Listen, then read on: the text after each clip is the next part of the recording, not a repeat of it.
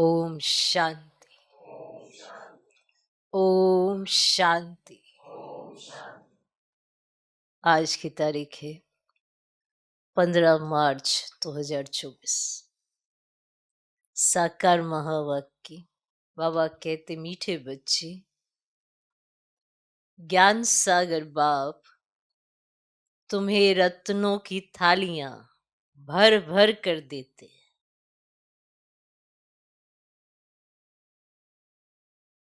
ज्ञान सागर बाप तुम्हें रत्नों की थालियां भर भर कर देते हैं। जितना चाहे अपनी झोली भरो, जितना चाहे अपनी झोली भरो, सब फिक्रातों से फारिग हो जाओ, सब फिक्रातों से फारिग हो जाओ। बाबा कहते, मीठे बच्चे, ज्ञान सागर बाप तुम्हें रत्नों की थालियां भर भर कर देते। जितना चाहे अपनी झोली भरो, सब फिक्रातों से फारिग हो जाओ। समझ में आया? तो रत्नों की थालियां भर भर कर देते। रत्नों से थालियां भरी हुई हैं। आपकी झोली में जितना आता है, देखो कि आप अपनी झोली में कितना समाते हैं। समाते जाते हैं, बाबा देता जाता है, समाते जाते। इतनी झोली अपनी भरपूर कर रहे हैं, या कहीं झोली में ही छेद है, डालते हैं निकल जाता है? ऐसा तो नहीं है। भक्ति मार्ग में है ना कि झोली तो भरने गए पर उसमें छेद था, तो जो डाला वो निकल गया। तो बाबा तो ज्ञान रत्नों से थालियां भर भर कर बच्चों को दे रहे। जो चाहे, जितनी चाहे उतनी ले। भगवान ने कमी नहीं की है, लेने में कमी है। भगवान कभी कमी नहीं करता, वो भरपूर देता है, उतना जितना हम देख भी नहीं सकते और समझ भी नहीं सकते। इतना देता है, इतना देता है। अब देखना है कि जो उसने दिया वो आपके जीवन में कितना है, तो उसका असर होगा। उसकी निशानी ये होगी कि सब फिक्रातों से फारिग हो जाएगी। फिक्र रखकर आप क्या करेंगे बताओ? कुछ हो जाएगा? पर कईयों को फिक्र रखने का बहुत शौक होता है। अगर फिक्र नहीं होगा, सोचेंगे जीवन कैसे चले। आदत पड़ी है तो छोटी छोटी बातों का भी फिक्र रख लेते हैं, जो सहज अपने आप ठीक हो जाएंगी, फिर भी फिक्र रखेंगे। तो बाबा तो रत्नों से थालियां भर के आपको दे रहा है। आपने जितनी लेनी है उतनी लो। अब कितनी लेंगे ये आप पे निर्भर है। भगवान तो भरपूर देता है। आज का प्रश्न, ज्ञान मार्ग की कौन सी बात भक्ति मार्ग में भी पसंद करते हैं? ज्ञान मार्ग की कौन सी बात भक्ति मार्ग में भी पसंद करते हैं? ज्ञान मार्ग की कौन सी बात भक्ति मार्ग में भी पसंद करते हैं? ज्ञान मार्ग की कौन सी बात भक्ति मार्ग में भी पसंद करते हैं? उत्तर है स्वच्छता।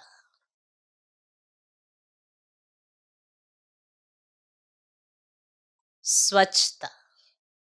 ज्ञान मार्ग में भी स्वच्छता पसंद करते और भक्ति मार्ग में भी स्वच्छता पसंद करते? नहीं करते? करते।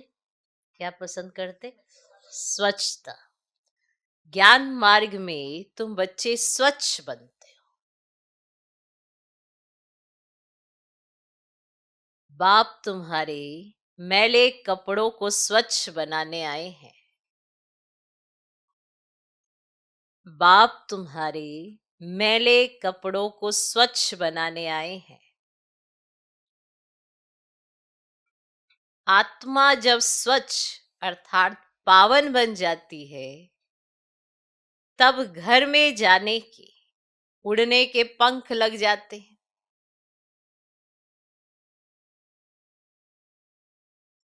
आत्मा जब स्वच्छ अर्थात पावन बन जाती है, तब घर में जाने के, उड़ने के पंख लग जाते हैं। भक्ति में भी स्वच्छता को बहुत पसंद करते हैं। भक्ति में भी स्वच्छता को बहुत पसंद करते हैं। स्वच्छ बनने के लिए गंगा में जाकर स्नान करते, स्वच्छ बनने के लिए गंगा में जाकर स्नान करते, लेकिन पानी से आत्मा स्वच्छ नहीं बन सकती। लेकिन पानी से आत्मा स्वच्छ नहीं बन सकती। ठीक। तो ज्ञान मार्ग की कौन सी बात भक्ति मार्ग में भी पसंद करते हैं? उत्तर, स्वच्छता। ज्ञान मार्ग में तुम बच्चे स्वच्छ बनते हो, बाप तुम्हारे मैले कपड़ों को स्वच्छ बनाने आए हैं। आत्मा जब स्वच्छ अर्थात पावन बन जाती है, तब घर में जाने के, उड़ने के पंख लग जाते हैं। भक्ति में भी स्वच्छता को बहुत पसंद करते हैं। स्वच्छ बनने के लिए गंगा में जाकर स्नान करते, लेकिन पानी से आत्मा स्वच्छ नहीं बन सकती। ठीक। ओम शांति। मीठे मीठे बच्चे, तुम्हें याद की यात्रा को भूलना नहीं है। सुबह को जैसे ये प्रैक्टिस करते हो, उसमें वाणी नहीं चलती है, क्योंकि वह है निर्वाण धाम में जाने की युक्ति। पावन बनने के सिवाय तुम बच्चे जा नहीं सकते, उड़ नहीं सकते। यह भी समझते हो सतयुग जब होता है तो कितनी ढेर आत्माएं उड़कर जाती हैं। अभी तो कितनी करोड़ आत्माएं हैं, है ना। वहां सतयुग में जाकर कुछ लाख बचेंगे, बाकी सब उड़ जाते हैं। जरूर कोई तो आकर पंख देते हैं ना, तभी तो आत्मा उड़ती है। कोई तो आकर पंख देते हैं ना। इस याद की यात्रा से ही आत्मा पवित्र हो जाती है। इनके सिवाय और कोई उपाय है नहीं पावन होने का। पतित पावन भी एक बाप को ही कहते हैं, फिर कोई ईश्वर कहते, परमात्मा कहते, व भगवान कहते हैं। है तो एक, अनेक नहीं है। बाप सबका एक है। लौकिक बाप सबका अपना अपना होता है, बाकी पारलौकिक तो सबका एक ही है। वे एक जब आते हैं तो सबको सुख देकर जाते हैं, फिर सुख में उनको याद करने की दरकार ही नहीं। वह भी पास्ट हो गया ना। अब बाप बैठ पास्ट प्रेजेंट फ्यूचर का राज समझाते हैं। झाड़ का पास्ट प्रेजेंट फ्यूचर बहुत इजी है। तुम जानते हो कि कैसे बीज से झाड़ होता है, फिर वृद्धि को पाते पाते आखिरी अंत आ जाता है। उसको कहा जाता ना, आदि मध्य अंत। अब यह है वैरायटी धर्मों का झाड़, वैरायटी फीचर का झाड़। सबके फीचर अपने अपने। फूलों में तुम देखेंगे जैसा जैसा झाड़, वैसे वैसे उनके फूल निकलते हैं। उन सब फूलों के फीचर्स एक रहेंगे, सही है ना? परंतु इस मनुष्य सृष्टि रूपी झाड़ में वैरायटी है, सबके फीचर अलग अलग।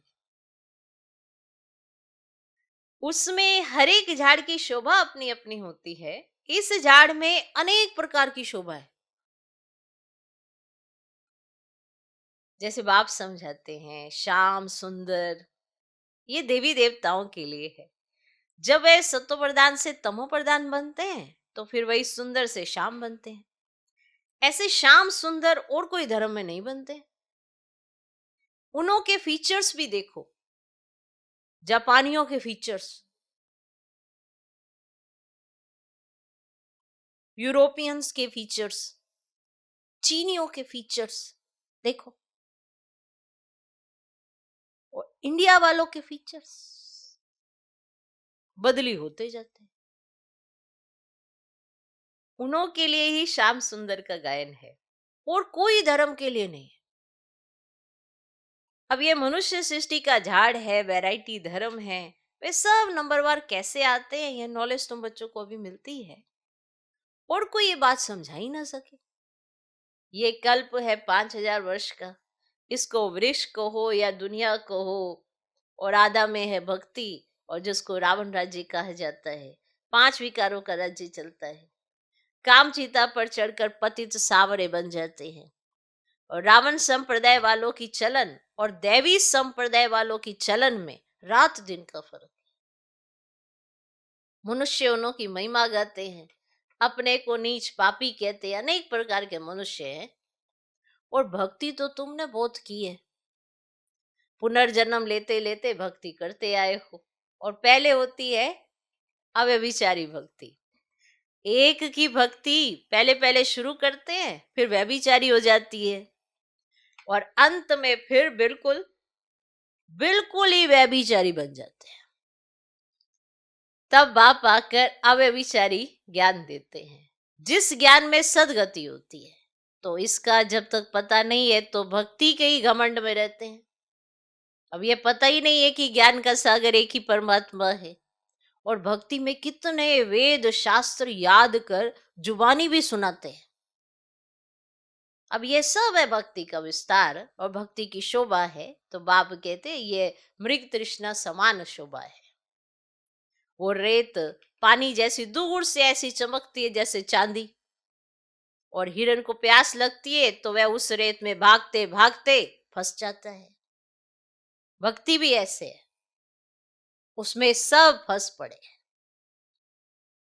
उससे निकालने में बच्चों को मेहनत लगती है। विघन भी इसमें पड़ते हैं क्योंकि बाप पवित्र बनाते हैं।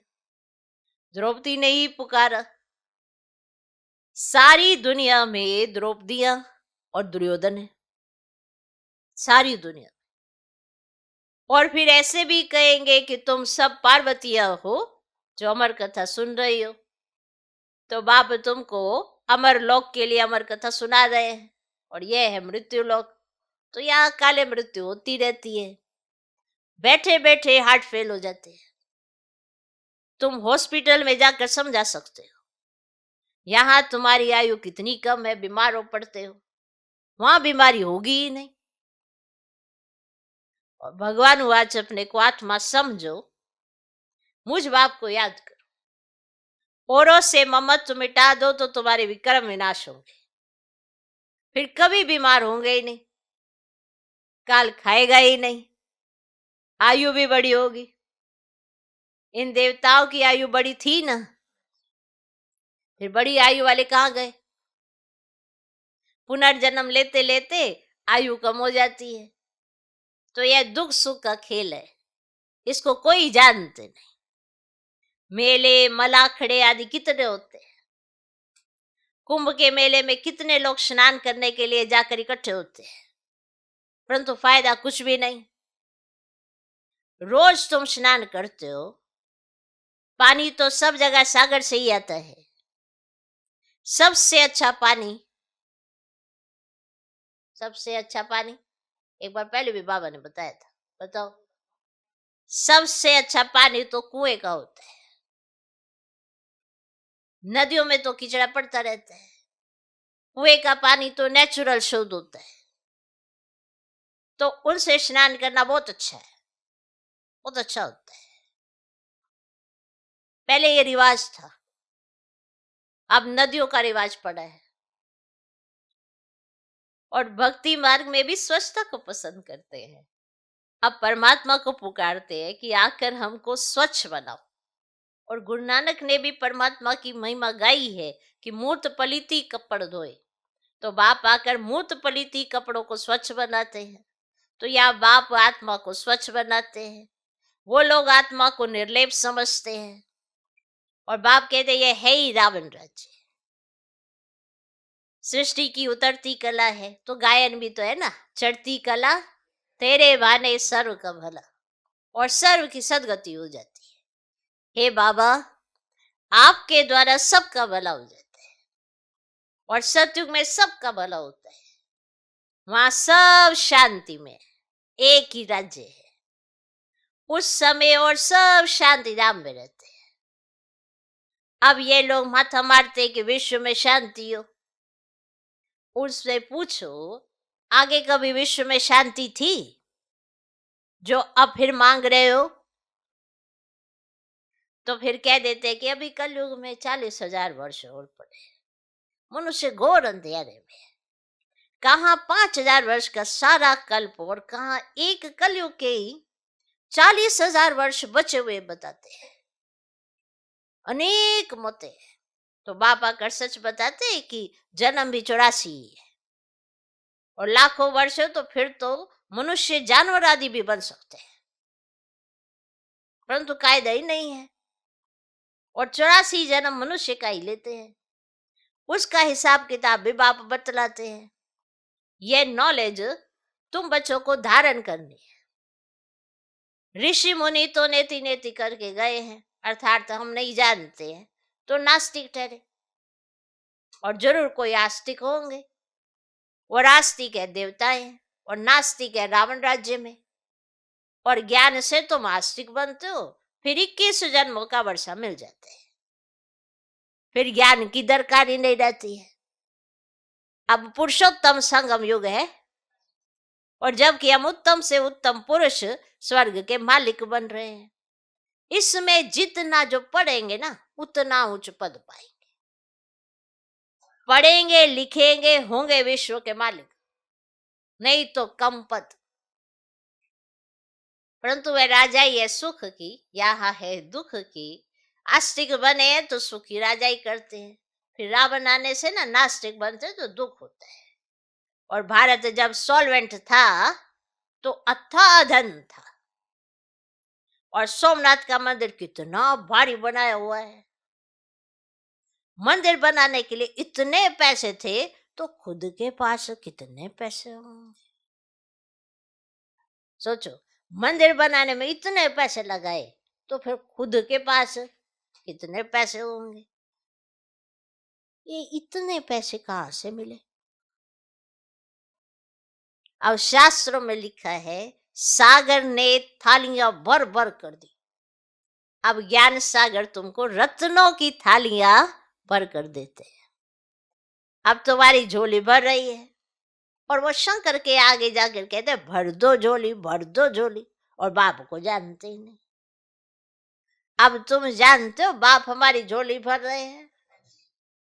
जितना जिसको चाहिए सो भरे। जितना चीटी पढ़ेंगे उतना स्कॉलरशिप मिलेगी। चाहे तो ऊंचते ऊंच डबल सिर ताज बनो, चाहे गरीब प्रजा व दास दासी, चॉइस आपकी है।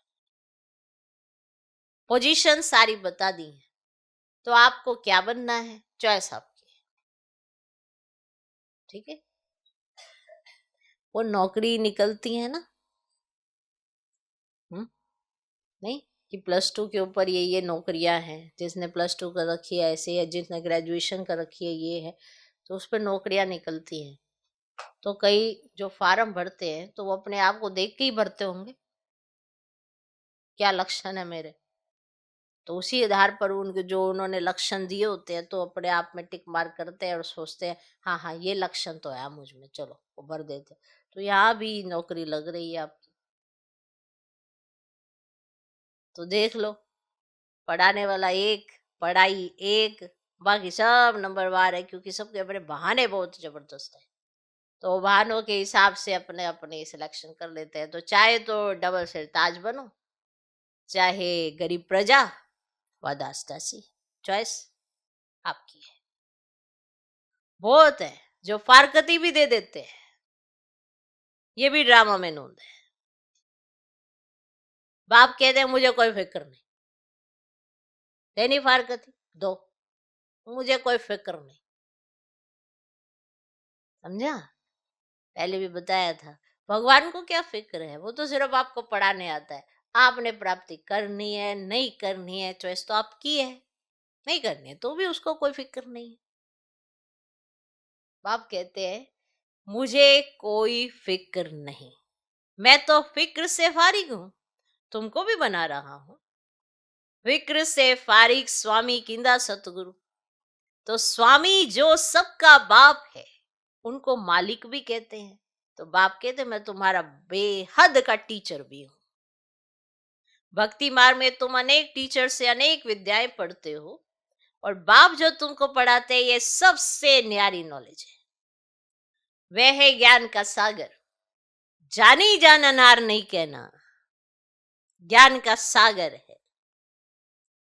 ऐसे बहुत कहते हैं आप तो हमारे अंदर को जानते हो। तो बाप कहते मैं कुछ नहीं जानता, मैं कुछ नहीं जानता। मैं तो तुम बच्चों को पढ़ाने के लिए आता हूं। तुम आत्मा अपने इस तख्त पर विराजमान हो, मैं भी इस तख्त पर बैठा हूं। आत्मा कितनी छोटी बिंदी है ये कोई जानता ही नहीं। तब बाप कहते पहले आत्मा को समझो, फिर बाप को समझेंगे।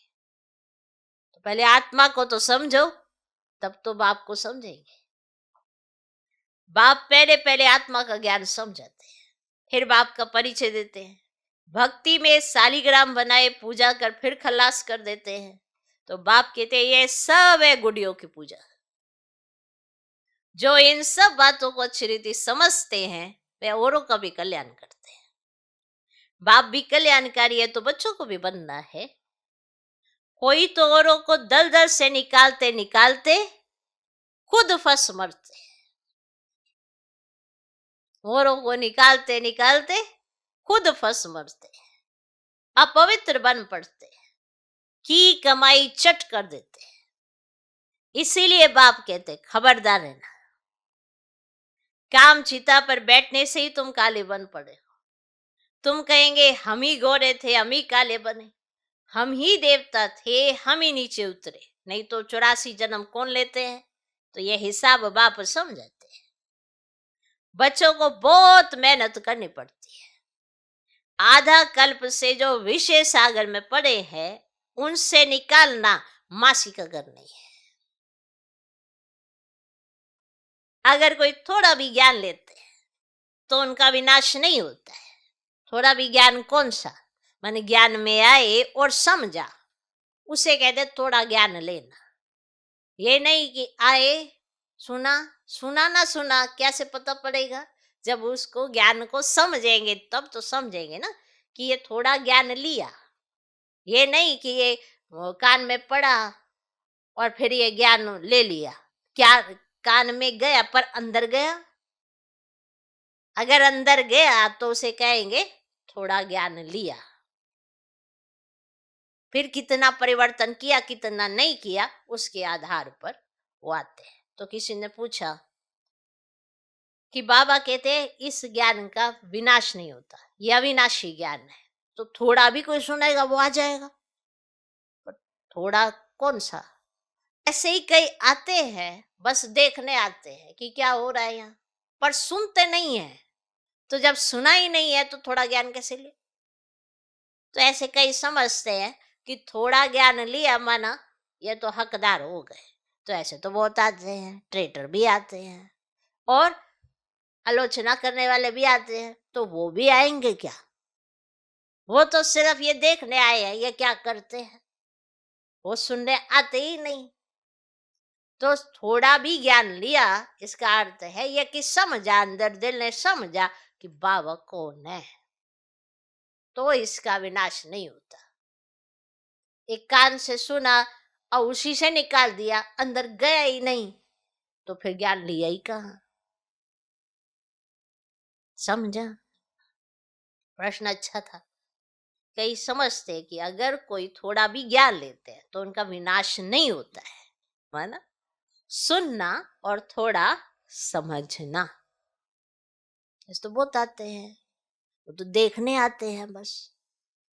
तो फिर उन्होंने ज्ञान थोड़ा ही लिया, नहीं लिया, वो सुनते ही नहीं है, बस ऐसे ऐसे ऐसे करेंगे तो ज्ञान की बूंद उनके अंदर नहीं जाती। समझा?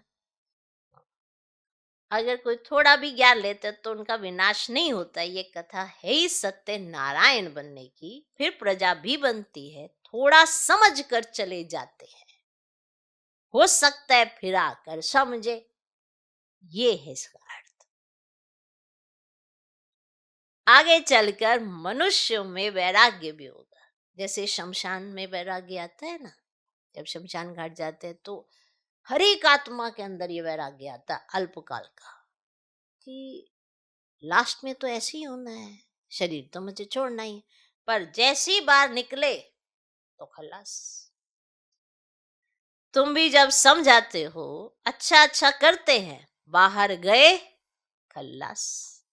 कहते ये काम उतार कर आएंगे, है ना। कोई कार्य होगा तो कहेंगे ये काम उतार कर आएंगे, माने ये कार्य करके आएंगे। बाहर जाने से माया माथा मोड़ लेती है, कोर्टों में कोई निकलता है। राजाई पद पाना, इसमें मेहनत लगती है।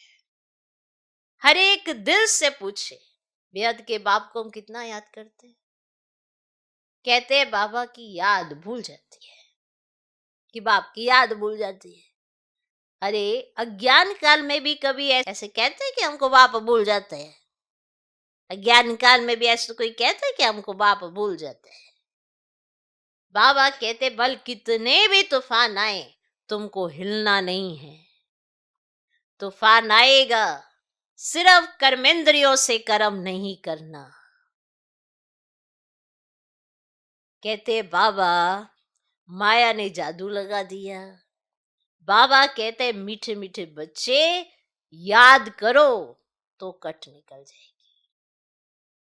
आत्मा पर कट चढ़ती है, जंग चढ़ती है, वे निकलेगी याद से।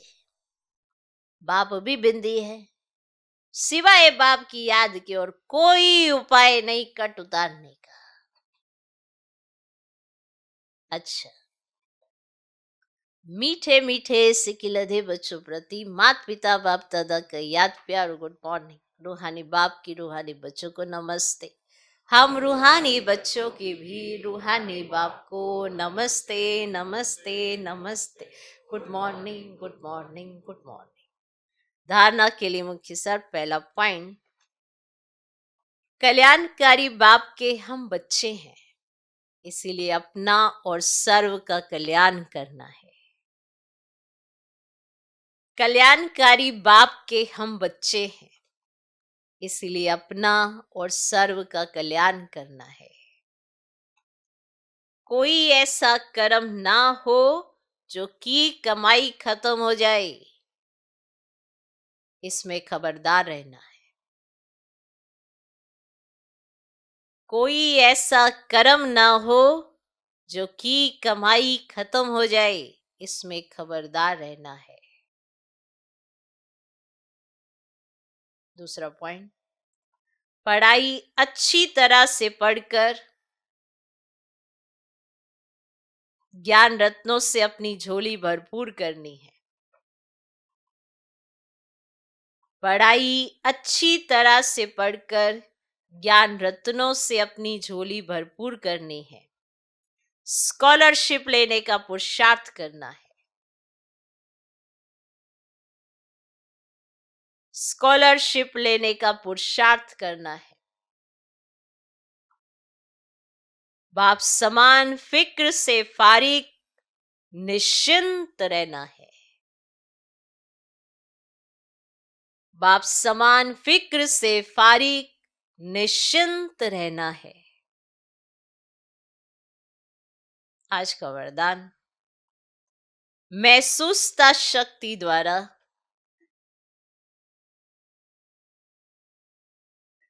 पुराने स्वभाव संस्कार से न्यारा बनने वाले माया जीत भव। महसूसता शक्ति द्वारा पुराने स्वभाव संस्कार से न्यारा बनने वाले माया जीत भव। इस पुरानी देह के स्वभाव और संस्कार बहुत कड़े हैं, जो माया जीत बनने में बड़ा विघन रूप बनते हैं। स्वभाव संस्कार रूपी सांप खत्म भी हो जाता है, लेकिन लकीर रह जाती है। स्वभाव संस्कार रूपी सांप खत्म भी हो जाता है, लेकिन लकीर रह जाती है, जो समय आने पर बार बार धोखा दे देती है। कई बार माया के इतना वशीभूत हो जाते, जो रोंग को रोंग भी नहीं समझते। इतना वशीभूत हो जाते माया के, जो रोंग को रोंग भी नहीं समझते, परवश हो जाते हैं। इसीलिए चेक करो और महसूसता शक्ति द्वारा पुराने छिपे हुए स्वभाव संस्कार से न्यारे बनो, तब मायाजीत बनेंगे। जो रोंग रोंग भी नहीं लगता, इतना वशीभूत हो जाते। इसीलिए चेक करो और महसूसता शक्ति द्वारा पुराने छिपे हुए स्वभाव संस्कार से न्यारे बनो, तब मायाजीत बनेंगे। आज का स्लोगन, मेरेपन के अनेक रिश्तों को समाप्त करना ही फरिश्ता बनना है। मेरेपन के अनेक रिश्तों को समाप्त करना ही फरिश्ता बनना है। मेरा मेरा ये ऐसी मैल है ना, जो चिपकी पड़ी आत्मा के साथ। मेरेपन में अधिकार आ जाता है हर जगह, रिश्तों में भी। उसको ऐसा करना चाहिए, उसको ऐसा करना चाहिए, उसको ऐसा करना चाहिए। उसको खत्म तो करना पड़ेगा, तभी फरिश्ता बनेंगे। ये मैं मेरा, ये इतना चिपका हुआ है आत्मा के साथ। सबसे पहले तो अपनी देह से ही खत्म नहीं होता मेरापन, मेरा मेरा, और फिर बाकी सब चीजों पे भी आ जाता है, कितने सारे रिश्तों पे आ जाता है। तो फरिश्ता कैसे बनेंगे, जबकि हमारा लक्ष्य तो फरिश्ता बनने का है। देह से रिश्ता खत्म, देहधारियों से रिश्ता खत्म, पर हमको किसी को जताना नहीं है कि मेरा आपसे रिश्ता खत्म। ये तो बुद्धि का खेल है, बुद्धि के खेल में आता है ये पार्ट। किसी को सुनाना नहीं है, मेरा तो आपसे रिश्ता खत्म है, बाबा ने कहा है फरिश्ता बनना है, मेरा तो आपसे रिश्ता खत्म है। ऐसे मूर्ख नहीं बनना है हम सबको। हमको कुछ बोलना नहीं है, हमको अपनी वृत्ति अपनी बुद्धि को ऐसा सक्षम बनाना है जो हम फरिश्ता बन सके। तो ये जो मेरेपन के अनेक रिश्तों को खत्म कर देता है, वही फरिश्ता बनता है। ओम शांति।